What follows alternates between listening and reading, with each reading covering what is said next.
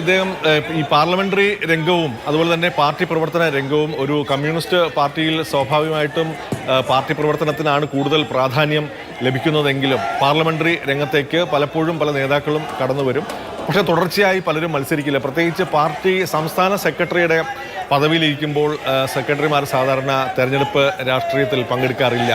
VS Achuthanandan എനിക്ക് ഏതാണ്ട് 10 തവണ നിയമസഭാ തെരഞ്ഞെടുപ്പിൽ മത്സരിച്ചിട്ടുണ്ട്. അതിൽ അദ്ദേഹം 7 തവണ വിജയിച്ചിട്ടുണ്ട് എന്നതാണ് അതിൻ്റെ ഒരു കണക്ക്. അദ്ദേഹം 1965 ആദ്യമായി തെരഞ്ഞെടുപ്പിൽ മത്സരിക്കുന്നത്. അന്ന് അമ്പലപ്പുഴ നിയോജക മണ്ഡലത്തിൽ 65 അദ്ദേഹം പരാജയപ്പെടുകയുണ്ടായി. കമ്മ്യൂണിസ്റ്റ് പാർട്ടിയിലെ പിളർപ്പിന് ശേഷം അന്ന് ഓരോരുത്തരും വ്യത്യസ്ത അല്ലെങ്കിൽ അന്ന് മുന്നണിയില്ലാതെ ഓരോ പാർട്ടിയും സ്വന്തം നിലയിൽ മത്സരിക്കുന്ന ഒരു സാഹചര്യമായിരുന്നു. പൂർണ്ണമായിട്ടും ഇത് ചില രാഷ്ട്രീയ സഖ്യങ്ങളില്ല എന്ന് പറയാൻ കഴിയില്ല.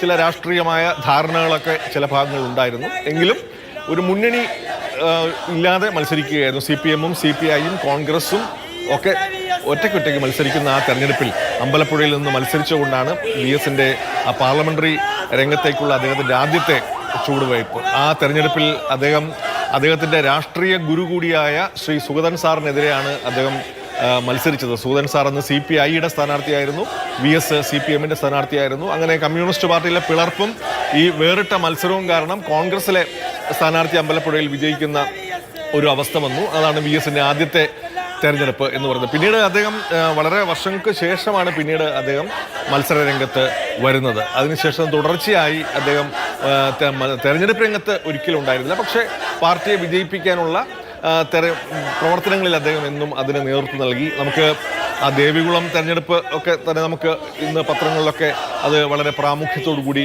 നൽകിയിട്ടുണ്ട്. എന്നും VS തെരഞ്ഞെടുപ്പുകളുടെ ഏറ്റവും മുന്നിൽ നിന്ന് നയിക്കുന്ന ഒരു നേതാവായിരുന്നു. ദേവികുളം ഉപതെരഞ്ഞെടുപ്പ് എന്ന് പറഞ്ഞാൽ 1957 ആദ്യത്തെ കമ്മ്യൂണിസ്റ്റ് പാർട്ടിയുടെ EMS-ന്റെ സർക്കാർ രൂപീകരിച്ചതിന് ശേഷം ദേവികുളത്തെ തെരഞ്ഞെടുപ്പ് കോടതി റദ്ദാക്കുകയുണ്ടായി. റോസമ്മ പുന്നൂസ് പിന്നീട് ഉപതെരഞ്ഞെടുപ്പ് പ്രഖ്യാപിക്കപ്പെട്ടു. റോസമ്മ പുന്നൂസ് തന്നെ അവിടെ മത്സരിച്ചു.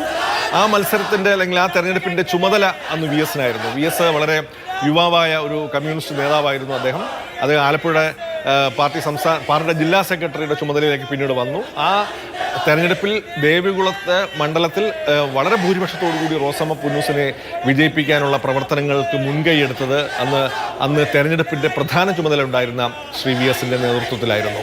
അന്ന് കോൺഗ്രസ് കാമരാജിനെയൊക്കെ, കാര്യം ദേവികുളം കുറച്ച് തമിഴ് വോട്ടർമാരുള്ള ഒരു പ്രദേശമാണ്. അപ്പോൾ സ്വാഭാവികമായിട്ടും കോൺഗ്രസ് നേതാവായിരുന്ന കാമരാജിനെ കോൺഗ്രസ് കൊണ്ടുവന്നപ്പോൾ MGR-നെ കൊണ്ടുവന്ന് അന്ന് റോസമ്മ പുന്നൂസിന് വേണ്ടിയിട്ട് തെരഞ്ഞെടുപ്പ് പ്രചാരണം നടത്തി.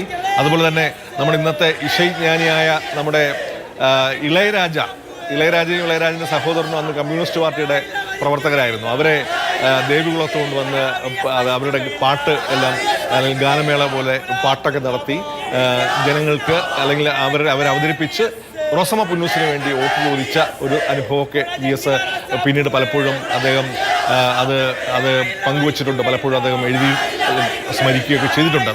ഇന്ന് പത്രങ്ങളിലൊക്കെ പല പത്രങ്ങളിലും അത് സൂചിപ്പിച്ചിട്ടുണ്ട്. ഞാൻ പറഞ്ഞു വന്നത് പിന്നീട് തെരഞ്ഞെടുപ്പിൽ 91 എനിക്ക് തോന്നുന്നത് അദ്ദേഹം ഈ മുഖ്യമന്ത്രി ആയത് 2006 2011 വർഷത്തിലാണെങ്കിൽ ആ കാലത്ത് ആണെങ്കിൽ പോലും മുഖ്യമന്ത്രി സ്ഥാനം VS-ൽ നിന്ന് ഈ ചുണ്ടനും കപ്പിനുമിടയിൽ വഴുതിപ്പോകുന്നു എന്ന് പറയുന്ന പോലെ വഴുതിപ്പോയ ധാരാളം അവസരങ്ങളുണ്ട്. മുമ്പ് തന്നെ കേരളത്തിൻ്റെ മുഖ്യമന്ത്രി ആകേണ്ട ആളായിരുന്നു VS അച്യുതാനന്ദൻ. പാർട്ടി അങ്ങനെ തീരുമാനം എടുത്തിരുന്നു പലപ്പോഴും.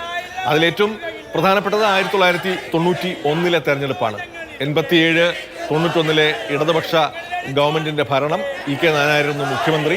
അന്ന് 91 ജില്ലാ കൗൺസിൽ തെരഞ്ഞെടുപ്പിൽ LDF-ന് വൻ ഭൂരിപക്ഷം ലഭിക്കുകയുണ്ടായി. ഏതാണ്ട് 14 ജില്ലകളിൽ 13 ജില്ലാ കൗൺസിലുകളും LDF-ന് ഭൂരിപക്ഷം ലഭിച്ചു. മലപ്പുറം മാത്രമാണ് UDF ജയിച്ചത്. അന്ന് ഗൾഫ് യുദ്ധമൊക്കെ നടക്കുന്ന സമയത്തായിരുന്നു.